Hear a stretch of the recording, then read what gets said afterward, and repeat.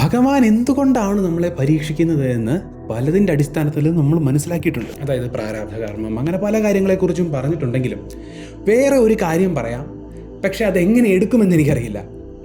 അതായത് ചിലർക്ക് സന്തോഷം തോന്നും, ചിലർക്ക് സങ്കടം തോന്നും, ചിലർക്ക് ദേഷ്യം തോന്നും. എന്തൊക്കെയാണെങ്കിലും അത് സത്യമാണ്. ഭഗവാൻ നമ്മളെ പരീക്ഷിക്കാനുള്ള പ്രധാന കാരണം ഭഗവാന് നമ്മളെ ഇഷ്ടമാണെന്നുള്ളതാണ്. ഭഗവാൻ നമ്മളെ സ്നേഹിക്കുന്നു എന്നുള്ളതാണ്. ഇത് കേൾക്കുമ്പോൾ പലർക്കും ദേഷ്യം തോന്നും. ഭഗവാൻ ഓരോരുത്തരെ ഇങ്ങനെ ഉയർത്തുന്നു, ദുഷ്ടന്മാരെ പനപോലെ വളർത്തുന്നു, എന്തുകൊണ്ട് എനിക്ക് മാത്രം ഇങ്ങനെ തരുന്നു? ഭഗവാൻ എന്നോട് ഇഷ്ടമുള്ളത് കൊണ്ടാണോ ഇങ്ങനെ പെരുമാറുന്നത്? അതെന്ത് വിരോധാഭാസമാണ്. ഇഷ്ടമുണ്ടെങ്കിൽ സഹായിക്കുകയല്ലേ വേണ്ടത്? നമ്മൾ മനസ്സിലാക്കേണ്ട ഒരു കാര്യമുണ്ട്, ഇത് പരീക്ഷണ കാലഘട്ടമാണ്. ജീവിതകാലം മുഴുവൻ ഇങ്ങനെ ആയിരിക്കണമെന്നല്ല ഞാൻ പറയുന്നത്, അല്ലെങ്കിൽ ഇങ്ങനെ ആയിരിക്കുമെന്നല്ല ഞാൻ പറയുന്നത്. ഒരു ചെറിയ ടൈം പീരീഡിലേക്ക്, അതായത് എല്ലാവർക്കും ഒരേ രീതിയിൽ എന്ന് പറയുന്നില്ല, എങ്കിലും പലർക്കും പല ടൈം പീരീഡിലേക്ക്. ചില ആളുകൾക്ക് 2 വർഷം, ചില ആളുകൾക്ക് 1 വർഷം, ചില ആളുകൾക്ക് 10 വർഷമൊക്കെ ആയിരിക്കും പരീക്ഷണം.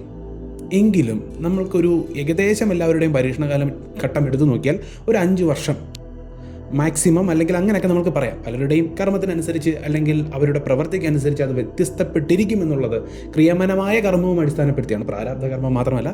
അപ്പോൾ ഈ കർമ്മങ്ങളൊക്കെ അടിസ്ഥാനപ്പെടുത്തി പല രീതിയിലായിരിക്കും പരീക്ഷണത്തിൻ്റെ സമയവും പല രീതിയിലായിരിക്കുമെങ്കിലും ഈ പരീക്ഷണം നടക്കുന്നത് തന്നെ, സംഭവിക്കുന്നത് തന്നെ ഭഗവാന് നമ്മളോട് ഇഷ്ടമുള്ളത് കൊണ്ടാണെന്ന് എത്ര പേർക്കറിയാം?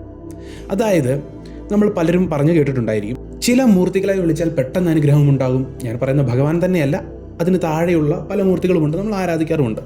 വിളിക്കുമ്പോൾ പെട്ടെന്ന് അനുഗ്രഹം ഉണ്ടാകും, പെട്ടെന്ന് കാര്യങ്ങൾ സംഭവിക്കുക, അതുപോലെ തന്നെ ദുഷ്ടരായിട്ടുള്ള ആളുകളും വളർന്നുകൊണ്ടിരിക്കുന്നു എന്നൊക്കെ നമ്മൾ കേട്ടിട്ടുണ്ട്. എങ്കിൽ യഥാർത്ഥ ഭക്തൻ മാത്രം എന്തുകൊണ്ട് പരീക്ഷണ കാലഘട്ടത്തിൽ കൂടെ കടന്നു പോയിട്ട് വിജയവും കൈവരിക്കുന്നു? കടന്നു പോകുക എന്നുള്ളത് മാത്രമല്ല, സദാസമയം പരീക്ഷണമാണെന്നുള്ളതല്ല, ഒരു വലിയ പരീക്ഷണം കഴിഞ്ഞിട്ടേ വലിയ വിജയം ഉണ്ടാകാറുള്ളൂ. പക്ഷെ മറ്റു പലർക്കും ഒരു പരീക്ഷണവും ഇല്ലാതെ വിജയം ഉണ്ടാവും. അവിടെയാണ് നമ്മൾ മനസ്സിലാക്കേണ്ടത്. അതിൽ ഒന്നാമത്തെ കാര്യം നമുക്ക് പറയാതിരിക്കാൻ പറ്റാത്തത് കൊണ്ട് പറയാണ്, നിർവാഹം ഇല്ലാത്തതുകൊണ്ട് പറയാണ്. അത് മറ്റൊന്നുമല്ല, പ്രാരാബ്ധ കർമ്മം തന്നെയാണ്. നമ്മൾ ഈ ജന്മത്തെടുത്ത് വന്നിരിക്കുന്ന പ്രാരാബ്ധ കർമ്മം തീർന്നെങ്കിൽ മാത്രമേ നമ്മൾക്ക് ആത്മീയമായി മുന്നോട്ട് പോകാൻ സാധിക്കുകയുള്ളൂ. നമ്മളിവിടെ മനസ്സിലാക്കേണ്ട ഒരു കാര്യം, നമ്മൾ ഭഗവാനെ ആരാധിക്കുമ്പോൾ ഭഗവാന് നമ്മളോട് തിരിച്ച് സ്നേഹമുണ്ടെങ്കിൽ, നാരദ ഭക്തി സൂത്രത്തിൽ പറയുന്ന ഭഗവാനോട് നമ്മൾക്ക് എത്ര സ്നേഹമാണോ ഉള്ളത്, അതുപോലെ തന്നെയാണ്, അതിൻ്റെ എത്രയോ ഇരട്ടിയാണ് ഭഗവാൻ നമ്മളോടുള്ള സ്നേഹം. നമ്മൾക്ക് എത്ര ആത്മാർത്ഥതയുണ്ട്, സ്നേഹമുണ്ട്, നമ്മൾ എത്രത്തോളം ഭഗവാനിൽ നിന്ന് അകന്ന് പോകാൻ ആഗ്രഹിക്കുന്നില്ലയോ, അത്രയും തന്നെ ഭഗവാനും നമ്മളിൽ നിന്ന് വിട്ടുപോകാൻ ആഗ്രഹിക്കുന്നില്ല എന്നാണ് പറയുന്നത്. നമ്മൾ പലരും പറയില്ല, ഞാൻ ഒരുപാട് കരഞ്ഞ് കൃഷ്ണനെ പ്രാർത്ഥിക്കാറുണ്ട്, ഭഗവാനില്ലാതെ എനിക്ക് ജീവിക്കാൻ പറ്റില്ല, പക്ഷേ ഭഗവാന് എന്നോട് ഒരു ദയവുമില്ലെന്ന് പറയില്ലേ? ഒരിക്കലുമല്ല, അത്രയും തന്നെ നമ്മൾ സ്നേഹിക്കുന്നതിൻ്റെ എത്രയോ ഇരട്ടി ഭഗവാൻ നമ്മളെ സ്നേഹിക്കുന്നുണ്ട്. ഭഗവാൻ നമ്മളുടെ നന്മയ്ക്ക് വേണ്ടിയാണ് ആ സാന്നിധ്യം കാണിക്കാതിരിക്കുന്നത്, അല്ലെങ്കിൽ ആ സാന്നിധ്യം അറിയിക്കാതിരിക്കുന്നത്, അനുഗ്രഹമൊക്കെ ഇത്തിരി വൈകിപ്പിക്കുന്നത്. നമ്മൾ പല കടമ്പകളും കടന്ന് അവിടെയും നമ്മൾ മനസ്സിലാക്കേണ്ട കാര്യമുണ്ട്. ഞാൻ എപ്പോഴും പറയുന്നൊരു കാര്യമാണ്, അത് സത്യമാണ്, അതുകൊണ്ടാണ് എപ്പോഴും പറയുന്നത്. 100 കിടക്കുന്ന പ്രശ്നമാണ്, അതാണ് 10 ഭഗവാൻ തരുന്നത്.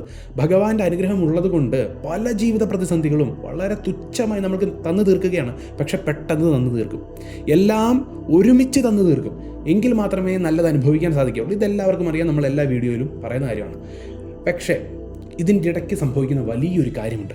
നമ്മളുടെ ഈ പരീക്ഷണ കാലഘട്ടം മുഴുവൻ ഒരു കാര്യത്തെ അടിസ്ഥാനപ്പെടുത്തിയാണ്, നമ്മളെ ആത്മീയമായി ഉയർത്താൻ. നമ്മൾ പലപ്പോഴും ശ്രദ്ധിച്ചിട്ടുള്ള ഒരു കാര്യമായിരിക്കും, ഈ പരീക്ഷണ കാലഘട്ടത്തിലാണ് നമ്മൾ കൂടുതൽ ഭഗവാനുമായിട്ട് അടുക്കുന്നത്. 2 സാഹചര്യമുണ്ട്. ഒന്ന്, നമുക്ക് നശിച്ചു പോകാം, ഈ പരീക്ഷണ കാലഘട്ടത്തിൽ നശിച്ചു പോകാം. ഒന്ന്, ഭഗവാനിലേക്ക് അടുക്കാം. പല ഭക്തരും ഭഗവാനിലേക്ക് അടുക്കാനാണ് ഇത് ഉപയോഗിക്കുന്നത്. അതിലൂടെ കൂടുതൽ അറിവുണ്ടാകുക, ഭഗവാനോടുള്ള സ്നേഹമുണ്ടാകുക, അതുപോലെ തന്നെ സഹജീവികളോട് കരുണയുണ്ടാകുക, നമ്മളുടെ അഹന്തയില്ലാതായി സഹജീവികളോട് സ്നേഹം തോന്നുക. ഇതൊക്കെ നമ്മൾക്ക് സംഭവിക്കുന്നതാണ്. ഇതൊക്കെ എന്തുകൊണ്ട് സംഭവിക്കുന്നു? ഇതൊക്കെ ഭഗവാന്റെ ഉത്തമനായ, ഭഗവാൻ ഇഷ്ടപ്പെടുന്ന, ഭഗവാൻ തിരഞ്ഞെടുത്ത ഒരു ഭക്തന് മാത്രമേ ഇത് സംഭവിക്കുകയുള്ളൂ. ഭഗവാൻ അല്ലെങ്കിൽ ഭഗവതി നമ്മളോടുള്ള ഇഷ്ടമാണ് പരീക്ഷണത്തിലൂടെ കാണിക്കുന്നത്. പലരും നമ്മളെ കുറ്റപ്പെടുത്തുന്നു, നമ്മൾ കരയുന്നു, നമ്മൾക്ക് സങ്കടം വരുന്നു, നമ്മൾ ജീവിതം തന്നെ തകർന്നു എന്നൊക്കെ ചിന്തിക്കുന്നു. ഇതൊക്കെ സംഭവിക്കുന്നത് എന്താണ്? ഭഗവാൻ ഇഷ്ടമുള്ളത് കൊണ്ടാണ്. പല ഭക്തരും പറയും, ഭഗവാൻ എന്നോട് ഇഷ്ടം. ഇത് ശരിക്കും ഭഗവാന്റെ ആ തത്വം അറിയത്തില്ലാത്തത് കൊണ്ടാണ് പലരും ഇങ്ങനെ പറയുന്നത്. നമ്മൾക്കൊരു സങ്കട കാലഘട്ടം വരുന്നുണ്ടെങ്കിൽ, നമ്മളെ ആളുകൾ തള്ളിപ്പറയുന്നുണ്ടെങ്കിൽ, നമ്മളെ മാറ്റി നിർത്തുന്നുണ്ടെങ്കിൽ, ഒരു കാര്യം മനസ്സിലാക്കിയാൽ മതി, അവിടെ ഭഗവാൻ തരാനുള്ളതെല്ലാം, പ്രശ്നങ്ങളെല്ലാം തന്നു തീർക്കുകയാണ്. ജീവിതത്തിൽ വിജയിച്ച് ഏതൊരാളെയും എടുത്തു നോക്കിക്കോളൂ, അവർക്കൊരു വളരെ മോശം സമയം കടന്നു പോയിട്ടുണ്ടായിരിക്കും. വളരെ മോശം സമയം കടന്നു പോയിട്ടുണ്ടായിരിക്കും. ആ സമയത്തിലായിരിക്കും അവരെല്ലാ കാര്യവും പഠിച്ചത്. എങ്ങനെ അഹങ്കാരമില്ലാതെ പ്രവർത്തിക്കണം, എങ്ങനെ എല്ലാവരെയും സ്നേഹിക്കണം, എങ്ങനെ മറ്റൊരാളെ കുറ്റം പറയരുത്, അങ്ങനെയുള്ള നന്മകളെല്ലാം പഠിച്ചത് ഈ പരീക്ഷണ കാലഘട്ടത്തിലായിരിക്കും. നമ്മൾ ഈ തളർന്നിരിക്കുന്ന ഭഗവാൻ നമ്മൾക്ക് ആ തളർച്ച തരുന്നൊരു സമയമുണ്ട്. നമ്മളെല്ലാം എല്ലാ കാര്യത്തിൽ നിന്നും ഒറ്റപ്പെട്ട് സങ്കടപ്പെട്ട് മർദ്ദിക്കുന്ന ആ സമയത്താണ് നമ്മളെല്ലാം പഠിക്കുന്നത്. എല്ലാ കാര്യങ്ങളും ജീവിതത്തിലെ വലിയ പാഠങ്ങൾ, ഒരു 100 വർഷം ജീവിക്കാനുള്ള പാഠങ്ങൾ നമ്മൾ അനുഭവിക്കുന്ന 2-3 വർഷം ആ പരീക്ഷണ കാലഘട്ടം, ആ സമയത്താണ് നമ്മളിത് അനുഭവിച്ച് തീർത്ത് അതിൽ നിന്ന് പാഠം ഉൾക്കൊണ്ട് മനസ്സിലാക്കി മുന്നോട്ട് പോകാൻ നമ്മൾ പ്രാപ്തരാകുന്നത്. ആ ഒരു 3 വർഷം കൊണ്ടാണ്, അല്ലെങ്കിൽ 4 വർഷം കൊണ്ടാണ്, 10 വർഷം കൊണ്ടാണ്, നമുക്ക് ആ പരീക്ഷണ കാലഘട്ടം സംഭവിക്കുന്ന സമയം കൊണ്ടാണ്. നമ്മൾ അത് കഴിഞ്ഞ് വലിയ രീതിയിൽ ഉയർന്നാലും വലിയ വിജയങ്ങൾ കണ്ടാലും നമ്മൾക്ക് അഹങ്കാരം ഉണ്ടായിരിക്കില്ല. അതാണ് ഭഗവാന്റെ ഭക്തരെ പ്രാപ്തരാക്കാൻ വേണ്ടി, അവർക്ക് അനുഭവങ്ങൾ കൊടുക്കാൻ വേണ്ടിയാണ് ഭഗവാൻ ആ സമയം അല്ലെങ്കിൽ കുറച്ച് കാലഘട്ടം പരീക്ഷണമായി തരുന്നത്. പ്രാരാബ്ധ കർമ്മമൊക്കെ അവിടെ നിൽക്കട്ടെ, ഈ സമയം ഭഗവാൻ നമ്മളെ പഠിപ്പിക്കുകയാണ്. നേരിട്ട് ഭഗവാൻ നമ്മൾക്ക് പല സാഹചര്യങ്ങളിലൂടെ പല കാര്യങ്ങളും മനസ്സിലാക്കി തരികയാണ്. നേരിട്ട് ഭഗവാൻ സംസാരിക്കുന്ന സമയമാണ്. നമ്മൾ ഏകാന്തത അനുഭവിക്കുമ്പോൾ, നമ്മളോട് ആരും സംസാരിക്കാനില്ലാത്തപ്പോൾ ഭഗവാനാണ് നമ്മളോട് സംസാരിക്കുന്നത്. നമ്മളുടെ ഉള്ളിൽ പല ചിന്തകളും വരും, നന്മകൾ വരും, തിരിച്ചറിവുകൾ വരും. ഇതൊക്കെ ഭഗവാൻ നേരിട്ട് നമ്മളോട് സംസാരിക്കുന്നതാണ്. ഇത് പലർക്കും മനസ്സിലാകുന്ന പോലുമില്ല. പരീക്ഷണ കാലഘട്ടത്തിൽ നമ്മൾക്ക് എന്തൊക്കെ വരുന്നോ, നമ്മൾക്ക് എന്തൊക്കെ ചിന്ത വരുന്നോ, എന്തൊക്കെ ബോധ്യം വരുന്നോ, ഇതൊക്കെ ഭഗവാൻ പറയുന്നതാണ്. ഭഗവാൻ നേരിട്ട് സംസാരിക്കുന്നതാണ്. അതിന് ഭഗവാൻ ഒരു രൂപത്തിൽ തന്നെ വന്ന് സംസാരിക്കണമെന്നില്ല. അല്ലാതെ തന്നെ മകനെ ഇതാണ്, അല്ലെങ്കിൽ മകളെ ഇതാണ് നിൻ്റെ പ്രശ്നം, ഇങ്ങനെയൊക്കെ മുന്നോട്ട് പോകും, ഇതാണ് ജീവിതം എന്നുള്ളതിൻ്റെ രത്നച്ചുരുക്കം നമ്മൾക്ക് ആ മാസങ്ങൾ കൊണ്ട്, വർഷങ്ങൾ കൊണ്ട് ദൈവം ഭഗവാൻ മനസ്സിലാക്കി തരികയാണ്. അതുപോലെ തന്നെ ഈ കാലഘട്ടങ്ങളിലാണ് നമ്മൾ കൂടുതൽ ഭഗവത്ഗീത ആയിക്കൊള്ളട്ടെ, ആത്മീയ ഗ്രന്ഥങ്ങളായിക്കൊള്ളട്ടെ കൂടുതൽ മനസ്സിലാക്കുന്നത്, കൂടുതൽ ആഴത്തിൽ ഇറങ്ങി ചെല്ലുന്നത്. കാര്യം നമ്മൾക്ക് വേറെ ഒന്നുമില്ല, ഒരാശ്രയവുമില്ലാതെ എല്ലാം നഷ്ടപ്പെട്ട് തളർന്നിരിക്കുന്ന, അല്ലെങ്കിൽ ആരും നമ്മളെ സഹായിക്കാനില്ലാതെ ഏകാന്തതയുടെ ഏറ്റവും മൂർധന്യ അവസ്ഥയിലിരിക്കുമ്പോഴാണ് യഥാർത്ഥ സത്യം എന്താണെന്ന് നമ്മൾ തിരയുന്നത്, ദൈവത്തെക്കുറിച്ച് ചിന്തിക്കുന്നത്. അല്ലെങ്കിൽ ഈ മരണത്തിന് ശേഷം എന്താണ്, പലരുടെയും തുടക്കം അവിടെ നിന്നാണ്, ആത്മീയതയുടെ തുടക്കം. അങ്ങനെ പല ചിന്തകളിലേക്കും നമ്മളുടെ മനസ്സ് സഞ്ചരിക്കുന്നത് ഏകാന്തതയിലാണ്. എല്ലാ വലിയ സംഭവങ്ങളും, ഇപ്പോൾ ആത്മീയതയാണെങ്കിൽ പോലും ഒരു കൂട്ടം ആളുകൾക്ക് ഒരേപോലെ സഞ്ചരിച്ച് ഒരേപോലെ ഗ്രൂപ്പായി ചെല്ലുന്ന അവസ്ഥയൊന്നുമല്ല ആത്മീയത എന്ന് പറയുന്നത്. ഓരോരുത്തർക്കും വ്യത്യസ്തമാണ്. ഏകാന്തതയിലൂടെ സഞ്ചരിക്കേണ്ടതാണ്. ദൈവത്തിലേക്കുള്ള മാർഗം എന്ന് പറയുന്നത്, ദൈവവുമായിട്ടുള്ള ബന്ധമെന്ന് പറയുന്നത് ഒരാളുടെ ഏകാന്തമായ അവനും ഭഗവാനും മാത്രമുള്ളൊരവസ്ഥയാണ്. നമ്മൾക്ക് മീരാഭായിയുടെ കഥയിൽ നിന്നൊക്കെ അത് മനസ്സിലാവും. അപ്പോൾ ഇതൊക്കെ ഏകാന്തതയിൽ അധിഷ്ഠിതമാക്കിയാണ് തുടങ്ങുന്നത്. അതിനുശേഷം നമ്മൾ പല ആളുകളെ കാണും. ഒരുപാട് സുഹൃത്തുക്കളുണ്ടായിരിക്കും, നല്ല സുഹൃത്തുക്കളുണ്ടായിരിക്കും. ഭഗവാൻ പറയുന്നതും ഒരുപാട് സുഹൃത്തുക്കൾ വേണം. അതെ, സുഹൃത്തുക്കളില്ലാതെ നമ്മൾക്ക് മുന്നോട്ട് പോകാൻ സാധിക്കില്ല. ഭഗവാൻ തന്നെ പലർക്കും സുഹൃത്തായി വരാറുണ്ട്. സുഹൃത്തുക്കൾ വേണം, ബന്ധുക്കൾ വേണം, സ്നേഹിക്കാൻ ആൾ വേണം, എല്ലാം വേണം. ഒറ്റപ്പെടണമെന്നല്ല പറയുന്നത്. പക്ഷെ ഒറ്റപ്പെടുന്ന ഒരു കാലഘട്ടമുണ്ടല്ലോ, ആ കാലഘട്ടത്തിലാണ് നമ്മൾ ജീവിതത്തിൽ പല പാഠങ്ങളും മനസ്സിലാക്കുന്നത്. ദൈവം പറഞ്ഞു തരുന്നതാണ്, മനസ്സിലാക്കി തരുന്നതാണ്. ആ കാലഘട്ടത്തിൽ നമ്മൾ ഭഗവാനെ വിശ്വസിച്ച് ഉറച്ചു മുന്നോട്ട് പോവുകയാണെങ്കിൽ പലർക്കും പറ്റുന്നൊരു അബദ്ധം എന്താണെന്നറിയാമോ? നമ്മൾ സാധാരണ മനുഷ്യർ എപ്പോഴും ചിന്തിക്കും, ഇങ്ങനെ പരീക്ഷണ കാലഘട്ടം വരുമ്പോൾ ഭഗവാന് നമ്മളോട് ഒരു ദയയുമില്ലാത്തതുകൊണ്ടാണ് നമ്മളുടെ ജീവിതം ഏകദേശം തീരാറായി, അല്ലെങ്കിൽ തീരുമാനമായി എന്നൊക്കെ നമ്മൾ പറയും. ഇനി ഒരു മോചനമില്ല എന്നൊക്കെ വിചാരിക്കും. പലരുടെ ജീവിതവും എടുത്തു നോക്കിക്കോളൂ. നല്ല ഭക്തരാണ്, ഇപ്പോൾ നല്ല നിലയിൽ ജീവിക്കുന്നുണ്ട്, അല്ലെങ്കിൽ ഭക്തരല്ലെങ്കിൽ കൂടിയും അവരോടൊക്കെ ചോദിച്ചാൽ ഒരു കഥ അവർ പറയും. നല്ല രീതിയിൽ വിജയിച്ചവരാണെങ്കിൽ ഒരു കാര്യം പറയും, ഞാൻ ജീവിതം തീർന്നു എന്ന് പ്രതീക്ഷിച്ചിടത്തു നിന്നാണ് എനിക്ക് വെളിച്ചമുണ്ടായത്, മാർഗമുണ്ടായത്. അതാണ് ദൈവം. നമ്മൾ ഭഗവാനിൽ പൂർണ്ണമായും വിശ്വസിച്ച്, പൂർണ്ണമായും ശരണാഗത ഭക്തിയോടുകൂടി ആത്മനിവേദനം ചെയ്ത് ഭഗവാനെ എല്ലാം നീ തീരുമാനിച്ചോ എന്നുള്ള അവസ്ഥയിൽ പൂർണ്ണമായും സമർപ്പിക്കുന്ന ആ ഒരു സമയമുണ്ടല്ലോ, അല്ലെങ്കിൽ ആ ഒരു നിമിഷമുണ്ടല്ലോ, അതിനുവേണ്ടിയാണ് ഭഗവാൻ കാത്തിരിക്കുന്നത്. അതിനുശേഷം ഭഗവാൻ എല്ലാം നടത്തിത്തരും. ഞാൻ പലപ്പോഴും പറഞ്ഞ് ക്ലീശയായിട്ട് തോന്നും, പലപ്പോഴും ഞാനിത് പറഞ്ഞിട്ടുണ്ട്, എങ്കിലും ഞാൻ പറയുകയാണ്, ഈ ലോകം സൃഷ്ടിച്ച ഭഗവാൻ ഒരു നിമിഷം പോരെ നമ്മളുടെ ജീവിതം മാറ്റാൻ, നമ്മളുടെ എല്ലാം ജീവിതം മാറ്റാൻ. പലതരത്തിലുള്ള ദശകളിലും പലതരത്തിലുള്ള ജാതക പ്രശ്നങ്ങളും എന്തൊക്കെയുണ്ടെങ്കിലും ഭഗവാനിൽ പൂർണ്ണ സമർപ്പണം ഒരാൾക്കുണ്ടെങ്കിൽ, നമുക്ക് മാർക്കണ്ഡേയൻ്റെ കഥ അറിയാം, പ്രഹ്ലാദൻ്റെ കഥ അറിയാം, എല്ലാം ഭഗവാൻ മാറ്റിത്തരില്ലേ?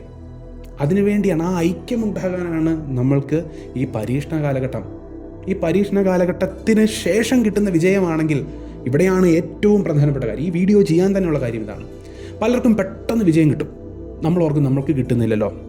അത് പലതരം മൂർത്തികളെ വിളിച്ച് പലതരം ക്രിയകൾ ചെയ്തായിരിക്കും. പക്ഷെ നമ്മൾ ഭക്തിയോടുകൂടി നാമം ജപിച്ച്, സ്തോത്രം ജപിച്ച്, ഭഗവാനോട് കേണപേക്ഷിച്ച്, ഇപ്പോൾ പലരും ധനം ആകർഷിക്കാനുള്ള സ്തോത്രമൊക്കെ ജപിച്ച് ഇഷ്ടദേവന് വേണ്ടി ഭജിച്ച് നിഷ്കാമമായി ഭഗവാനെ എന്നൊക്കെ പറഞ്ഞ് ജീവിച്ചിട്ട് നമ്മൾക്ക് ഒരു ഫലവും ഉണ്ടാകുന്നില്ലല്ലോ, എല്ലാം പരീക്ഷണം തന്നെയാണല്ലോ. ആ പരീക്ഷണം കഴിഞ്ഞ് കിട്ടുന്ന വിജയമുണ്ടല്ലോ, അത് ശാശ്വതമായ വിജയമായിരിക്കും, എന്നെന്നും നിലനിൽക്കുന്ന വിജയമായിരിക്കും. കോട്ടം തട്ടുന്ന വിജയമായിരിക്കില്ല, എന്നും നിലനിൽക്കും. എത്ര വലിയ ശക്തി നമ്മളെ പരാജയപ്പെടുത്താൻ ശ്രമിച്ചാലും പരീക്ഷണം കഴിഞ്ഞ് നമ്മളുടെ കഠിന പ്രയത്നം കൊണ്ട് നമ്മളൊരു സ്ഥലത്തെത്തിയാൽ, ഭഗവാനോടുള്ള ആത്മവിശ്വാസം, ദൃഢമായ വിശ്വാസവും അതിനോടൊപ്പം നമ്മളുടെ കഠിന പ്രയത്നവും കൊണ്ട് നമ്മളൊരു പൊസിഷനിലെത്തിയാൽ, അല്ലെങ്കിൽ ഒരു ജീവിത വിജയം നമ്മൾക്ക് കൈവരിക്കാൻ സാധിച്ചാൽ, അവിടെ നിന്ന് നമ്മളെ ആർക്കും താഴെ ഇറക്കാൻ സാധിക്കില്ല. അതേസമയം പെട്ടെന്ന് കിട്ടുന്ന പല വിജയങ്ങളും പരീക്ഷണമില്ലാതെ പലർക്കും പല അനുഗ്രഹങ്ങളും കിട്ടാറുണ്ട്. പല മൂർത്തികളെ പല രീതിയിൽ പോയി, അതൊക്കെ നിലനിൽക്കുന്നതാണോ? അതൊന്നും നിലനിൽക്കുന്നതല്ല. പക്ഷേ പരീക്ഷണകാലം കഴിഞ്ഞ് കിട്ടുന്ന വിജയമുണ്ടല്ലോ, അത് നിലനിൽക്കുന്നതാണോ? തീർച്ചയായും നിലനിൽക്കുന്നതാണ്. ഒരാളെ കൊണ്ടും ഒരു ശക്തിയെ കൊണ്ടും തകർക്കാൻ സാധിക്കില്ല, അത് സത്യമാണ്.